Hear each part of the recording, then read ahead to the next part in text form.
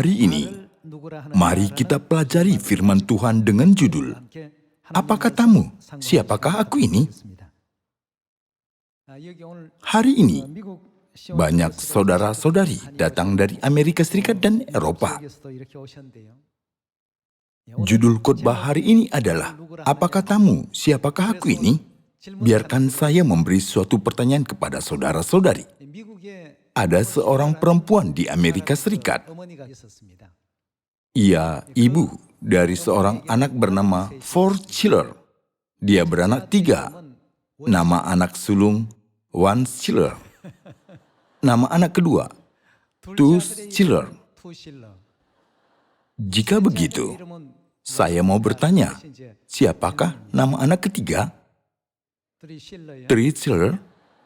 Namanya Four Schiller. Ini asalnya dari kuis Amerika Serikat. Orang-orang berpikir 1, 2, kemudian 3. Jadi namanya Three Schiller. Tetapi jawabannya sudah diberikan sebagai Four Schiller. Sebenarnya, itu sangat simpel. Tetapi orang-orang berpikir bahwa setelah One Schiller dan Two Schiller, berikutnya Three Schiller. Kita harus membuang gagasan tetap kita. Ketika kita mendekati jawaban setelah membuangkan pikiran yang tetap, kita bisa memahami firman kebenaran Alkitab juga. Hari ini, judul khotbah adalah pertanyaan Yesus. Apa katamu? Siapakah aku ini?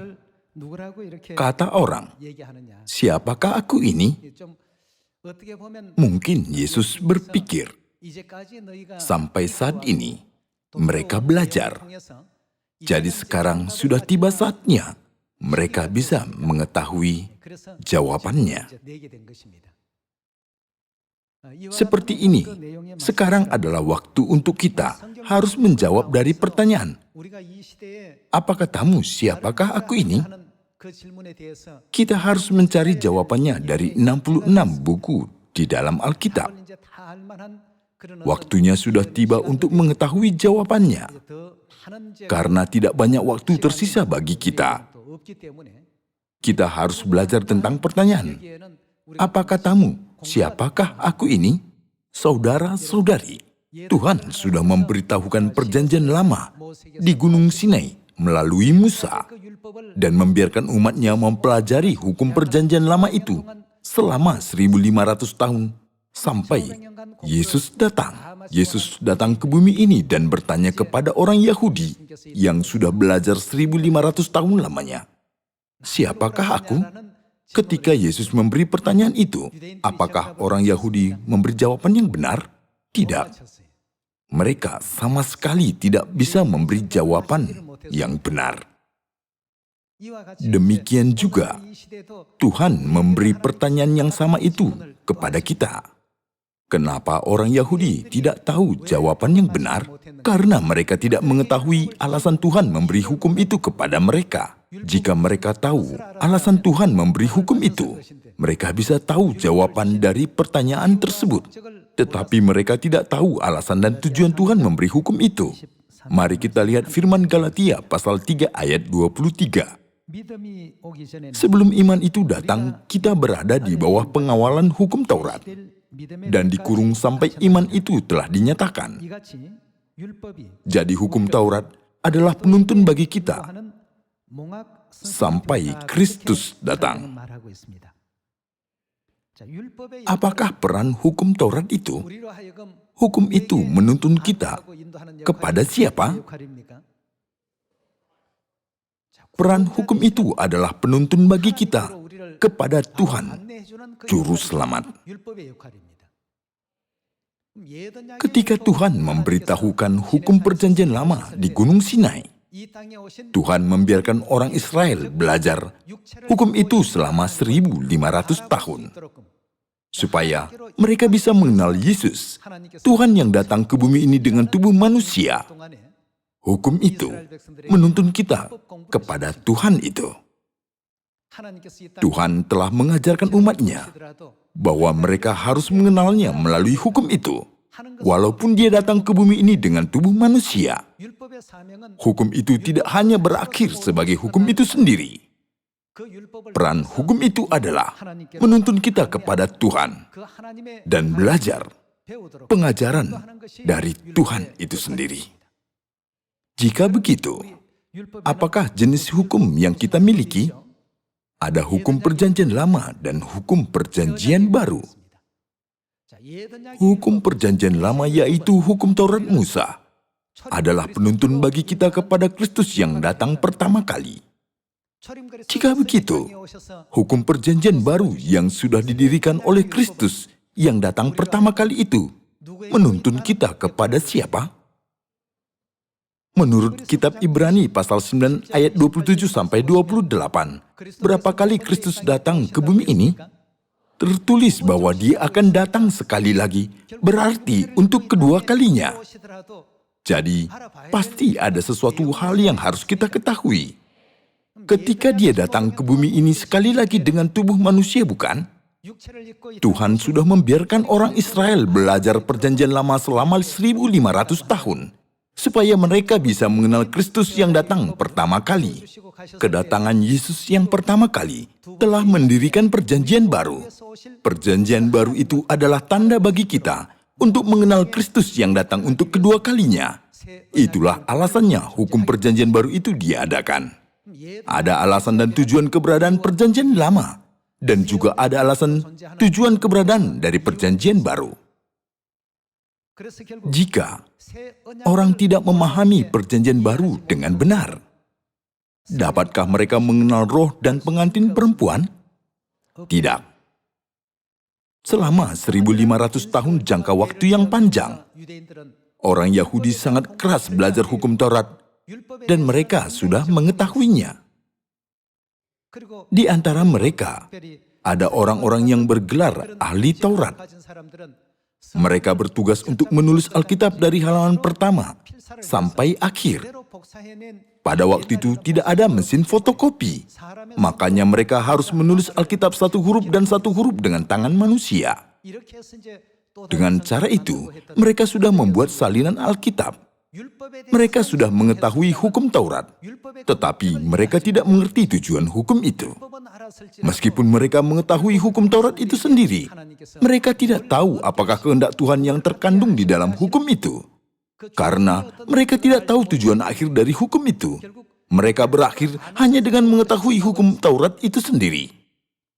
Mereka sudah tahu hari Sabat di dalam hukum Musa, sudah tahu hari Paskah dan ketujuh hari raya dalam 3 bagian di dalam hukum Musa. Tetapi mereka tidak menerima siapa? Mereka tidak menerima Kristus yang dibuktikan oleh hukum Taurat. Oleh karena itu, mereka menolak dan menyalibkan Kristus yang adalah penggenapan dari hukum Taurat. Apakah mereka bisa diselamatkan? Orang Yahudi yang sudah menolak dan menyalibkan Kristus tidak bisa diselamatkan. Demikian juga zaman ini, kita harus dengan pasti mengetahui ciri-ciri hukum Taurat itu. Tetapi kita harus memahami apa yang hendak diberikan Tuhan kepada kita melalui hukum itu. Hukum perjanjian lama menuntun kita kepada Kristus yang datang pertama kali dalam tubuh manusia. Hukum perjanjian baru menuntun kita kepada roh dan pengantin perempuan, juru selamat yang muncul pada akhir zaman ini. Kita harus mengerti tugas dan peran perjanjian baru ini. Misalnya, ada orang yang memelihara hari Sabat dan Paskah, walaupun tidak persis benar seperti kita, tetapi dia tidak percaya kepada roh dan pengantin perempuan. Dia sama seperti orang Yahudi yang sudah paham sekali hukum Taurat, tetapi menolak Kristus, lalu menerima hukuman neraka yang kekal. Meskipun dia berkata bahwa sudah tahu perjanjian baru, tetapi menolak roh dan pengantin perempuan, itu adalah bukti bahwa sesungguhnya mereka tidak tahu perjanjian baru. Dengan demikian, dia tidak bisa mendapat keselamatan. Mari kita lihat Galatia pasal 3 ayat 24. Jadi, hukum Taurat adalah penuntun bagi kita, sampai Kristus datang supaya kita dibenarkan karena iman. Kita bisa memahami dengan jelas peran hukum perjanjian lama dan hukum perjanjian baru, bukan? Pada masa hukum Musa, mereka bisa menerima hukum itu sepenuhnya dengan menerima Yesus Kristus. Pada zaman ini, kita berada di bawah hukum perjanjian baru. Kita bisa menerima hukum dengan sepenuhnya ketika kita menerima Roh dan pengantin perempuan. Semua jawaban diberikan pada akhir masanya. Kita bisa menerima Roh dan pengantin perempuan yang muncul pada akhir zaman. Pada waktu 2000 tahun yang lalu, Yesus muncul di hadapan orang Yahudi yang sudah belajar hukum Taurat selama 1500 tahun. Dia pernah bertanya kepada mereka, kata orang, siapakah aku ini? Yesus mau tahu seberapa dalam pemahaman mereka tentang dirinya. Lalu murid-murid Yesus menjawab, ada juga yang mengatakan Elia. Ada pula yang mengatakan Yeremia atau salah seorang dari para nabi. Apakah jawaban itu benar? Karena jawaban yang tidak benar, Yesus bertanya sekali lagi, tetapi apa katamu, siapakah aku ini? Yesus berpikir bahwa mungkin mereka tahu tentang dia. Lalu bertanya kepada mereka, apa katamu, siapakah aku ini? Petrus dengan berani menjawab, di dalam Alkitab, yang paling berani di antara murid-murid adalah Petrus. Dia juga yang paling banyak ditegur. Saya pikir Petrus lebih berani berinisiatif, sehingga dia lebih banyak melakukan kesalahan daripada yang lain. Engkau adalah Mesias, anak Allah yang hidup. Jawab Petrus. Dia menjawab dengan benar. Anak Tuhan berarti Tuhan sendiri. Alkitab sudah menubuatkan fakta bahwa anak Tuhan adalah Tuhan sendiri, bukan? Beginilah firman Yesaya pasal 9 ayat 5. Sebab seorang anak telah lahir untuk kita, seorang putra telah diberikan untuk kita. Lambang pemerintahan ada di atas bahunya, dan namanya disebutkan orang, penasihat ajaib, Allah yang perkasa, Bapa yang kekal. Seorang anak yang lahir sebagai seorang putra. Dia sebenarnya adalah Bapa yang kekal menurut Yesaya pasal 9 ayat 5. Oleh karena itu, perkataan Petrus, engkau adalah Mesias, anak Allah yang hidup, berarti engkau adalah Tuhan. Petrus sudah menjawab dengan tepat. Oleh karena itu, tadi saya sudah memberikan suatu pertanyaan. Ibu Four Chiller memiliki 3 anak laki-laki. Sulung namanya One Chiller, kedua namanya Two Chiller. Jika begitu, siapa nama anak ketiganya? Pertanyaan tersebut saya berikan kepada saudara-saudari, bukan hanya agar kita dapat tertawa. Ketika saudara-saudari mengerti pertanyaan ini, Anda sekalian bisa memahami Alkitab. Tentu saja, anggota-anggota Sion kita pandai. Saya mengira kalian akan menjawab, 3 Chiller. Tetapi kalian langsung menjawab, 4 Chiller. Keluarga Sion kita benar-benar berbeda dengan orang-orang lain. Sama seperti saudara-saudari memberi jawaban tepat itu, Petrus sudah memberi jawaban tepat. Selama 1500 tahun, orang Yahudi sudah menyelidiki hukum Taurat hingga iota ataupun titik yang terkecil, dan bahkan telah menyalinnya dengan tangan. Tetapi mereka tidak menerima Yesus Kristus, malah menolaknya. Petrus sudah dibesarkan di dalam masyarakat Yahudi. Jadi tentu saja dia sudah belajar hukum Taurat dan mengalaminya. Apa katamu? Siapakah aku ini? Engkau adalah Mesias, anak Allah yang hidup. Jawaban Petrus itu benar. Lalu, apa yang sudah dikatakan Yesus?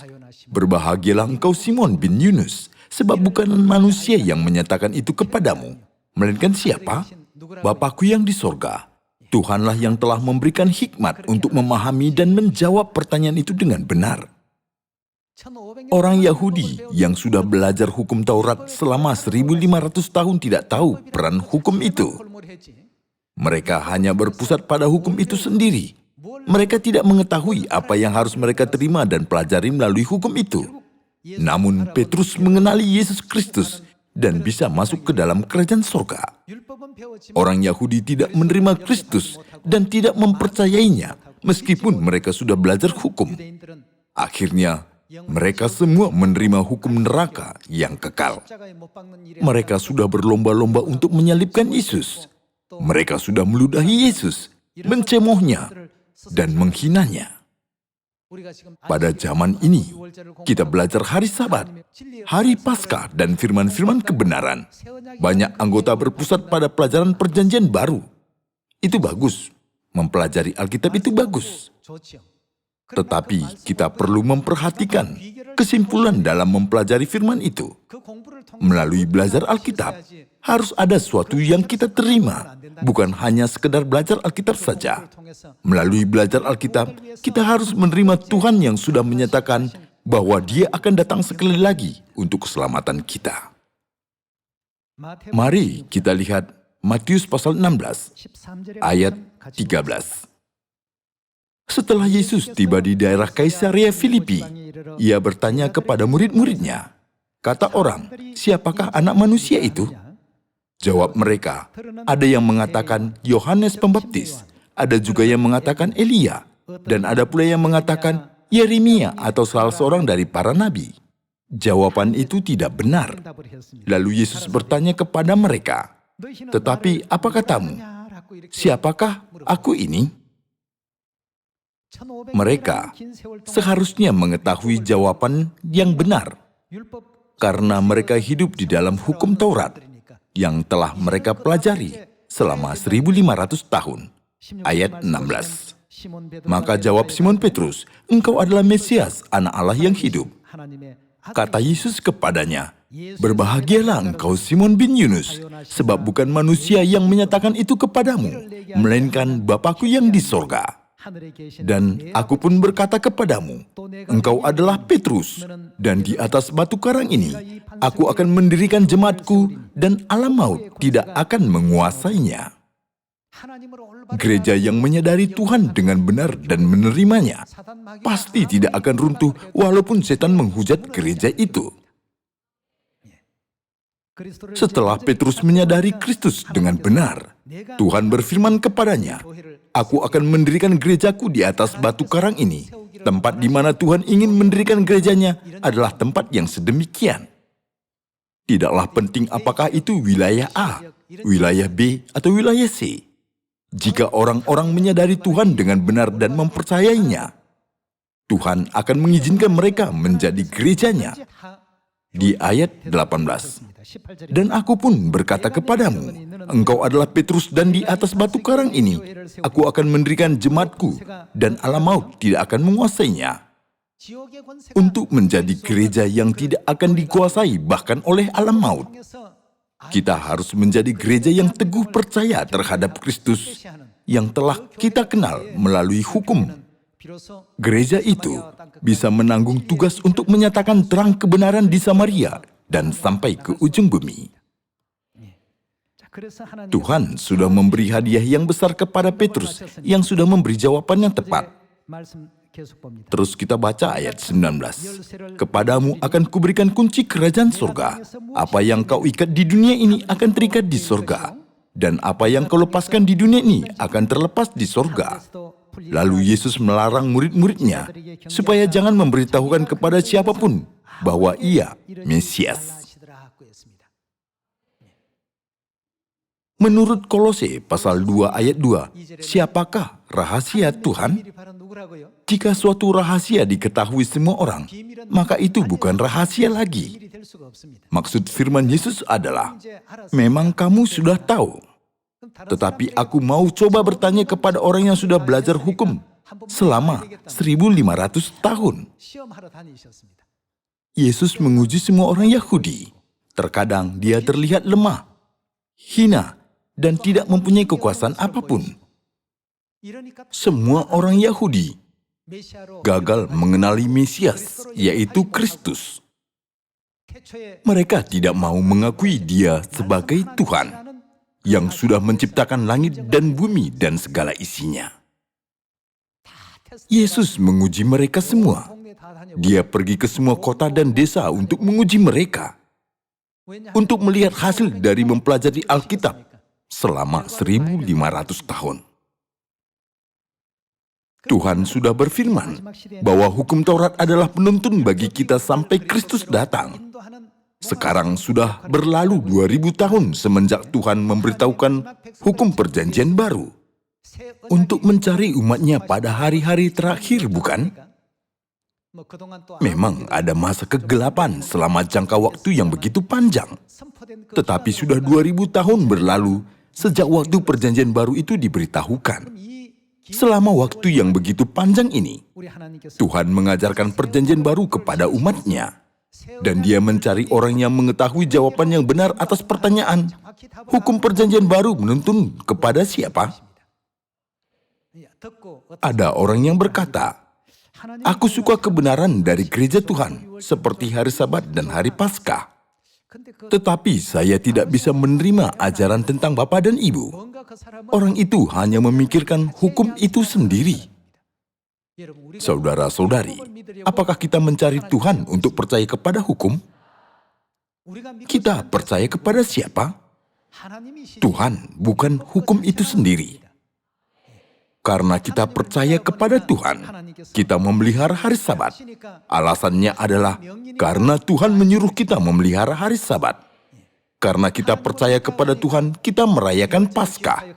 Alasannya adalah karena Tuhan menyuruh kita mengingat dan menguduskan Paskah. Hukum bukanlah yang utama, Tuhanlah yang utama. Kita memerlukan hukum karena hukum itu memberikan banyak petunjuk penting agar kita dapat menemukan Tuhan. Oleh karena itu, kita harus belajar hukum perjanjian baru. Mari kita lihat Yeremia, pasal 31 ayat 31. Sesungguhnya akan datang waktunya, demikianlah firman Tuhan. Aku akan mengadakan apa? Perjanjian baru dengan kaum Israel dan kaum Yehuda. Tuhan berfirman bahwa Dia akan mengadakan perjanjian baru. Bukan seperti perjanjian yang telah kuadakan dengan nenek moyang mereka. Pada waktu aku memegang tangan mereka untuk membawa mereka keluar dari tanah Mesir. Perjanjianku itu telah mereka ingkari, meskipun aku menjadi Tuhan yang berkuasa atas mereka, demikianlah firman Tuhan. Tetapi beginilah perjanjian yang kuadakan dengan kaum Israel sesudah waktu itu. Demikianlah firman Tuhan, aku akan menaruh Tauratku dalam batin mereka dan menuliskannya dalam hati mereka. Maka aku akan menjadi Allah mereka dan mereka akan menjadi umatku. Orang yang mempunyai hukum perjanjian baru harus memastikan siapakah Kristus yang datang kedua kali melalui hukum itu. Karena hukum perjanjian baru adalah penuntun bagi kita sampai Kristus datang. Kita harus mengetahuinya. Selama 1.500 tahun, Tuhan sudah mengajari orang Israel tentang kemunculan Kristus yang datang pertama kali. Tuhan sudah mengajari umatnya melalui berbagai kiasan dan kisah, tetapi mereka tidak menerima Yesus Kristus sebagai Mesias, Juru Selamat, malah menolak Dia. Waktu sedemikian lama yang mereka gunakan untuk mempelajari hukum Taurat itu terbuang dengan sia-sia. Peran hukum itu adalah penuntun bagi kita kepada Kristus, tetapi mereka tidak menerima Kristus, malah menolaknya. Jadi pembelajaran mereka itu salah dan sia-sia. Demikian juga ketika belajar hukum perjanjian baru. Mari kita buka Mika pasal 4. Kita akan baca Mika pasal 4 ayat 1. Akan terjadi pada hari-hari yang terakhir, maksudnya akhir zaman. Gunung rumah Tuhan akan berdiri tegak mengatasi gunung-gunung dan menjulang tinggi di atas bukit-bukit. Bangsa-bangsa akan berduyun-duyun ke sana. Dan banyak suku bangsa akan pergi serta berkata, mari kita naik ke gunung Tuhan, ke rumah Allah Yakub, supaya Ia mengajar kita tentang jalan-jalannya, dan supaya kita berjalan menempuhnya. Sebab dari mana akan keluar pengajaran? Dari Sion akan keluar pengajaran. Kita tahu hukum Musa dikeluarkan dari Gunung Sinai. Hukum Taurat yang dikeluarkan dari Gunung Sinai berperan sebagai penuntun kepada Yesus Kristus, yaitu Tuhan yang datang dengan tubuh manusia. Kalau begitu, hukum perjanjian baru menuntun kita kepada siapa? Perjanjian baru menuntun kita kepada roh dan pengantin perempuan. Orang yang tidak menyimpan hukum perjanjian baru di dalam hatinya dan berpikir, sudah cukup jika aku menaati perintah-perintah seperti hari Sabat dan hari Paskah. Tetapi sebenarnya itu tidaklah cukup. Melalui perintah-perintah itu, kita harus menyadari dan menerima Tuhan, bukan? Mari kita lihat Wahyu pasal 22. Wahyu pasal 22 ayat 17 kita baca. Roh dan pengantin perempuan itu berkata, marilah. Dan barang siapa yang mendengarnya, hendaklah ia berkata, marilah. Dan barang siapa yang haus, hendaklah ia datang. Dan barang siapa yang mau, hendaklah ia mengambil air kehidupan dengan cuma-cuma. Meskipun ada orang yang mengetahui seluruh hukum perjanjian baru, jika dia tidak mengenal Tuhan Roh Kudus Bapa kita dan pengantin perempuan Yerusalem surgawi ibu kita, apa gunanya dia belajar hukum perjanjian baru selama 100 tahun, 1000 tahun, ataupun 2000 tahun? Pentingnya kita harus menerima Bapa dan Ibu. Ketika kita menerima dan percaya kepada Bapa dan Ibu, dan kita bisa pergi kemana saja Bapa dan Ibu menuntun kita, maka hukum itu sudah melaksanakan tugasnya dengan sempurna. Oleh karena itu, Tuhan mengajarkan sejarah keluarga Abraham kepada kita. Di dalam keluarga Abraham, Abraham melambangkan Tuhan. Dan Sarah, istri Abraham, melambangkan perjanjian apa? Ia melambangkan perjanjian baru. Itu sudah tertulis dalam firman. Tetapi Yerusalem surgawi adalah perempuan yang merdeka, dan ialah siapa? Ialah ibu kita. Jika kita hanya sekedar belajar perjanjian baru itu sendiri, hal itu tidak ada gunanya. Jika kita seperti itu, kita sama seperti orang Yahudi yang sudah menyalibkan Yesus, meskipun mereka sudah menyelidiki seluruh hukum Taurat. Apa gunanya hanya mengetahui seluruh hukum tanpa mengetahui jawaban yang harus mereka ketahui? Kita harus mencari jawaban yang benar melalui hukum itu. Melalui hukum perjanjian baru, kita harus menerima roh dan pengantin perempuan Tuhan Elohim yang tinggal di dalam Sion pada zaman ini. Kemarin, ketika anggota luar negeri sedang belajar, mereka berbicara tentang singa. Ketika singa mengaum-ngaum, bagaimana reaksi semua hewan lain di hutan? Mereka takut dan gemetar. Mereka akan pingsan hanya karena mendengar raungan singa. Tetapi ada hewan yang tidak bergetar sedikit pun walau singa mengaum-ngaum. Malah matanya lebih bersinar penuh kesenangan. Hewan apakah itu? Coba tebak. Betul, anggota kita pasti berbeda. Itu adalah anak singa. Anak singa sama sekali tidak takut, meskipun singa mengaum-ngaum, bukan? Malah anak singa itu menunjukkan perhatian dan ikut mengaum-ngaum, sama seperti bapa dan ibunya. Bapa dan ibu kita memerintah seluruh alam semesta. Kita adalah anak-anak Bapa dan Ibu surgawi. Apa yang tertulis dalam ayat ini? Roh dan pengantin perempuan itu berkata, marilah, barang siapa yang haus hendaklah ia datang. Bapa dan Ibu kita sudah menyatakan firman ini. Jadi kita harus mengaum-ngaum, bukan? Berkatalah kepada manusia, marilah ke Sion kami. Anda yang haus, hendaklah datanglah. Percayalah kepada Ibu surgawi Yerusalem baru yang adalah kenyataan perjanjian baru. Kita harus mengatakan seperti itu. Ada kehendak Tuhan dalam memberikan hukum kepada kita dan dalam menciptakan segala makhluk, bukan? Ada kehendak Tuhan dalam menciptakan Adam dan dalam menciptakan Hawa. Ada kehendak Tuhan dalam menciptakan ibu yang memberikan hidup. Ada juga kehendak Tuhan dalam memberikan hukum kepada kita.